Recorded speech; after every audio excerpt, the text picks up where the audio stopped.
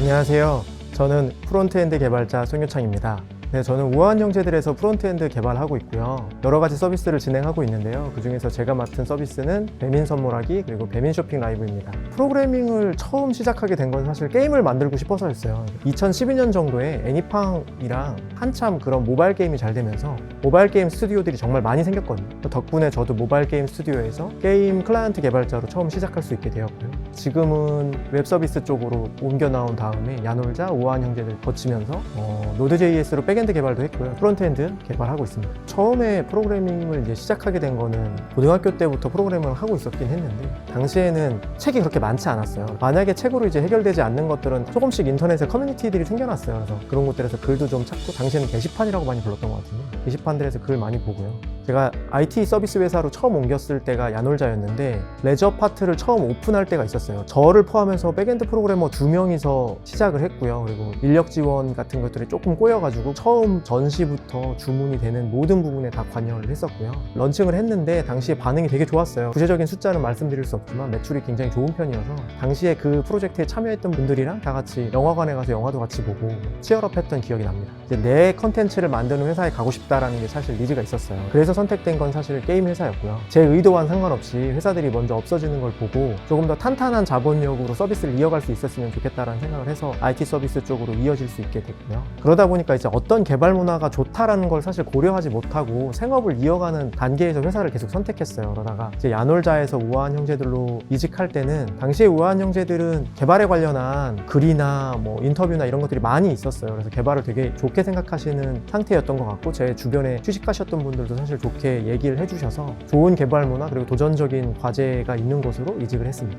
기억에 가장 남는 면접은 야놀자에서 CTO님이랑 같이 봤던 면접인데 1시간 반이 넘어가는 면접을 했었고, 당시에 CTO님이 제 이력을 가지고 순서대로 어떤 일을 하셨고 어떤 고민이 있는지를 쭉 물어보셨는데 그 부분이 좀 인상이 많이 남고, 당시에 제가 게임 회사에서 게임 클라이언트 개발하는 서적을 쓴 게 있었어요. CTO님이 그 서적을 확인한 다음에 거기에 달린 점수가 좋지 않은 리뷰를 보고 이게 어떻게 된 일인지를 물어보셨었는데 그 식은땀 흘리면서 답변했던 기억이 있습니다. 제가 생각했을 때 중요하다고 생각하는 거는 협업과 소통이고요. 그걸 왜 그렇게 얘기를 드렸냐면, 보통의 프로그래머들로 이제 업무를 시작하면 1000년 차에 시작하시는 분이랑 2년이 지난 분을 비교해보면 큰 차이가 나요. 근데 2년 하신 분이랑 10년 하신 분을 비교를 하면 큰 차이가 나지 않을 수 있거든요. 그렇다는 얘기는 프로그래밍 능력은 어느 정도 시간이 지나면 모두 비슷하게 성장을 하는데, 그 이후에 남는 것들, 프로그래밍 능력이 모두 비슷하다고 했을 때 가장 중요한 건 이제 사람과 사람이 넘어다니면서 어떻게 함께 일하고 어떻게 이야기하는지가 가장 중요하거든요. 제가 개발에 관한 철학을 하나 가지고 있는 게 사용자를 먼저 만나야 된다라고 생각하는 부분이 있어요. 그게 왜 그러냐면, 코드가 아무리 탄탄하고 남이 읽기 좋은 코드라도 사용자를 만나지 않으면 사실 아무런 의미가 없는 코드가 되어버리거든요. 예술품으로 예를 들면 굉장히 좋은 그림 혹은 굉장히 좋은 조각이라고 해도 아무도 감상하지 않으면 그 예술품은 의미가 없어져요. 마찬가지로 저희가 만드는 IT 서비스들도 다 똑같다고 생각하는데, 사용자를 만나서 사용자가 어떤 피드백을 주고 사용자의 어떤 문제를 해결했을 때가 가장 의미 있다고 생각합니다. 프론트엔드 프로그래머는 자연스럽게 디자이너분이나 혹은 기획자들이랑 같이 이야기하는 경우가 많고 같이 문제를 확인하고 해결하는 과정을 많이 하기 때문에 협업이랑 소통이 굉장히 중요하다고 생각하고요.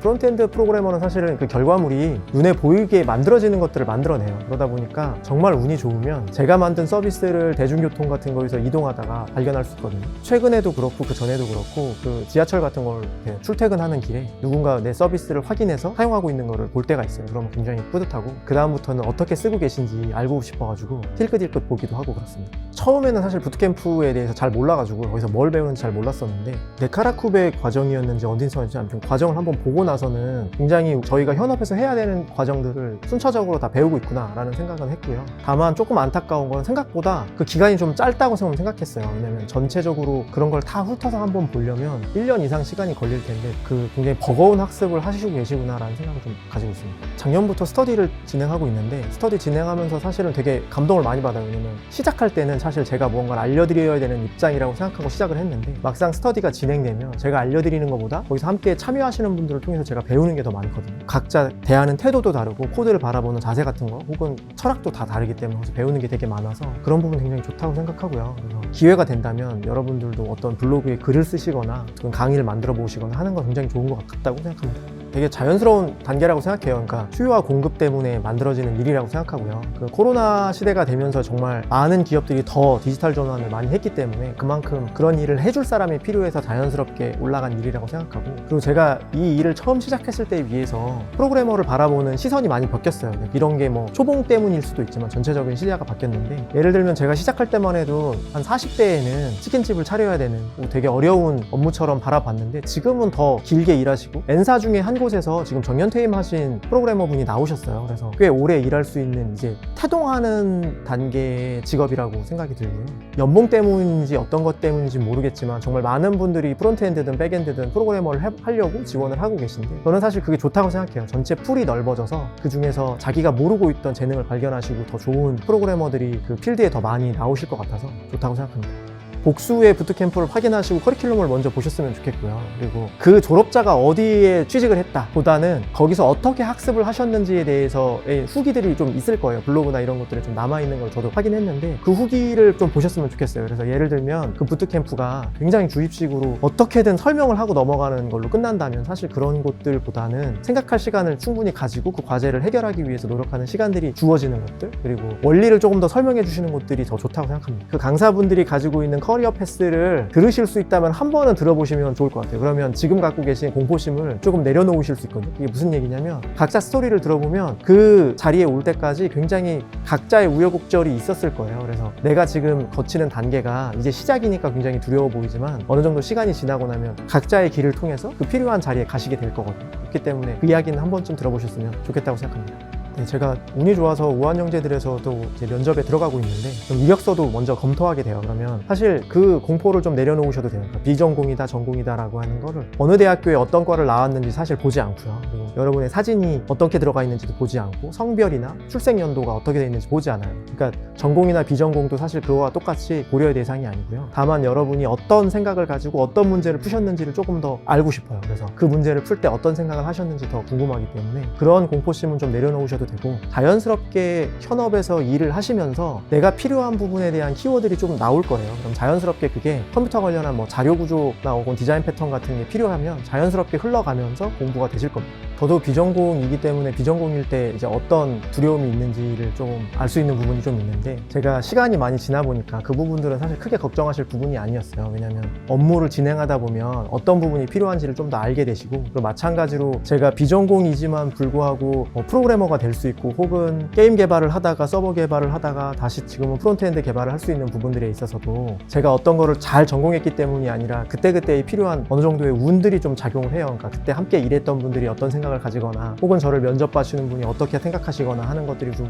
운이 작용하는 부분이 있기 때문에, 내가 이 부분이 부족해서 이 부분이 부족해서 스스로를 자책하시기보다 가지고 있는 것 중에 어떤 것을 봐주지 못하셨구나, 혹은 뭐 그 부분을 포장되지 못했구나, 뭐 이런 식으로만 편하게 생각하셔도 될 것 같아요. 그래서 나를 발견하지 못한 거지 내가 부족해서는 아니다 라고 편하게 생각하시면 좋을 것 같습니다. 저희 팀은 좀 운이 좋아서 이제 신입 프로그래머들이 많이 합류하고 있는데, 지원해 주시는 것만으로 사실 고맙다고 생각하고 있고요. 어떤 분을 저희가 사실 골라받을 처지는 아니지만, 그럼에도 불구하고 이런 분들이 더 좋다고 생각하는 건 사실 커뮤니케이션, 그러니까 소통이 좀 잘 되는 분이면 좋겠다라는 생각이 좀 들어요. A라고 이야기했는데 A처럼 이해하지 못하는, 제가 전달력이 부족해서 그런 거일 수 있지만, 여러 번 전달했음에도 불구하고 제대로 이해하지 못하면 그건 좀 어렵더라고요. 그래서 되도록이면 그런 부분은 쉽게 넘어갈 수 있었으면 좋겠다라고 생각합니다. 함께 일할 때 존중하고 배려하는 마음이 없으면 사실 어려운 부분이 있어요. 제가 최근에 들었던 말인데, 세 사람이 길을 가면은 그 중에 한 명은 반드시 나의 스승이 있다는 얘기가 있거든요. 마찬가지로 그렇게 나와 함께하는 일하는 분이 아무리 나보다 경력이 낮거나 혹은 전공이 아니거나 나이가 어리거나 연차가 없어도 나보다 더 많이 알 수 있는 부분이 분명히 있다고 생각하고, 그분을 존중하면서 일하면 좋을 것 같습니다. 어떤 거를 정확하게 꼽아드리기는 좀 그런데, 그러니까 저의 추천 방법은 가시고 싶은 회사들의 채용을 어떻게 하고 있는지 이제 채용 공고를 조금 읽어보세요. 읽어보면 공통적으로 나오는 키워드들이 많이 보이실 텐데, 그 키워드들이 사실 각자 지금에 있는 현업에 있는 회사들이 중요하다고 생각하는 키워드들이고요. 지금은 아마도 저의 추천은 리액트를 어쨌든 보시긴 하셔야 된다는 게 저의 추천이고, 왜 그러냐면 React.js를 넣고 채용 공고를 검색해 보시는 거랑 뭐 다른 프레임워크를 넣고 검색해 보시면 그 양이 틀릴 거예요. 그렇다는 얘기는 지금 React.js 하는 프로그래머를 많이 찾고 있기 때문에 알아두시는 건 분명히 도움이 된다라고 생각합니다. 그 면접 들어가서 이력서들을 보면서 느끼는 건데 프론트엔드 프로그래머로 공부를 하시면서 풀스택 개발자 혹은 풀스택 프로그래머라고 쓰시면서 백엔드도 굉장히 많이 공부했다라고 얘기하시는 분들이 있어요. 근데 처음 시작하실 때 백엔드부터 프론트엔드까지 다 공부하시려면 그 공부할 양이 너무 많거든요. 그렇기 때문에 굳이 내가 풀스택이라는 그 단어 하나를 얻기 위해서 백엔드 공부하느라고 더 많은 시간을 쏟기보다는 필요한 문제를 해결하다가 자연스럽게 백엔드를 조금씩 다뤄보시고 해보시는 거를 추천드려요. 그래서 굳이 이력서에 풀스택 개발자예요 혹은 내가 백엔드의 지식이 이렇게 많아요 라고 자랑하실 필요는 없을 것 같습니다. 다행히 지금은 자료가 정말 많아요. 인터넷에 인강도 많고 뭐 정리해 놓은 글도 있고 공식 문서들도 굉장히 잘 돼 있기 때문에 처음 시작할 때는 혼자서 가능합니다. 예를 들면 투두리스트 같은 예제들이 정말 많을 거예요. 그럼 투두리스트 같은 예제 같은 것들 혼자 따라해 보시는 건 충분히 하실 수 있고 거기에 이제 조금씩 본인의 기능을 얹어 보시거나 혹은 예제가 마음에 들지 않으시면 잘 되어 있는 클론 코딩 예제들도 있을 거예요. 클론 코딩들 한번 따라해 보시면서 조금씩 손을 풀어 보시다가 본인이 생각하는 서비스를 만들기 위한 단계들을 좀 거쳐 나가시면 되는데 내가 부족한 것들을 채우기 위해서 무엇을 해야 되는지 어떤 키워드가 내게 필요한지 같은 것을 알게 되실 거예요. 그 다음에 다음 스텝을 밟아 나가시면 됩니다. 현업에서 일하고 계신 프로그래머가 있다 혹은 한 달이라도 건너서 알고 계신다고 하면 나의 멘토같이 생각을 하시고 피드백을 빨리빨리 받을 수 있으면 더 좋아요. 그래서 내가 잘 공부하고 있는지 혹은 내가 생각하고 있는 이런 부분들이 맞는지를 자주자주 물어보신 다음에 피드백을 받으시면 성장하는 데 좀 더 도움이 많이 될 겁니다. 이력서 보면서 제가 많이 생각하는데 이력서에 굉장히 많은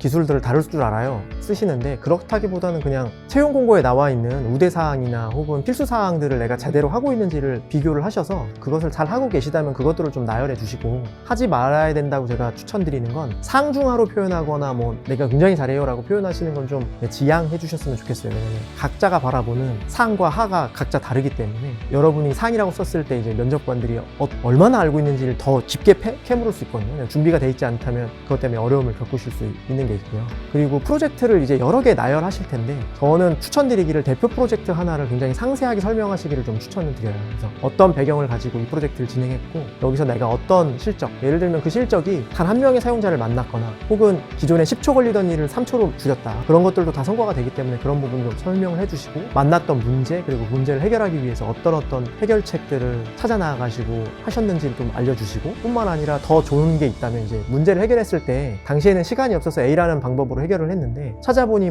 더 좋은 테크 회사에서는 B나 C 같은 방법들도 도입하더라. 그와 같은 것들을 아티클을 읽어보시거나 영상을 보시거나 혹은 본인의 토익 프로젝트에 어떻게 할 수 있을지 한번 도전해 보시거나 이런 것들의 스토리텔링을 좀 있으면 저희가 훨씬 더 어떻게 생각하시는지 파악하는데 더 도움이 많이 될 것 같아요. 현업에서 사실은 2년 정도 지나면 모두가 비슷한 정도의 실력을 가진다고 해요. 저희 이야기가 아니고 유명한 연구의 결과인데 그래서 어떻게 학습을 하고 계시냐에 따라서 더 성장하실 수 있기 때문에 지금 시작한다고 해서 공포심을 가지고 계시다면 그 부분은 미래에 내가 충분히 해결할 수 있는 부분이라고 생각하고 마음 편히 공부하셨으면 좋겠습니다.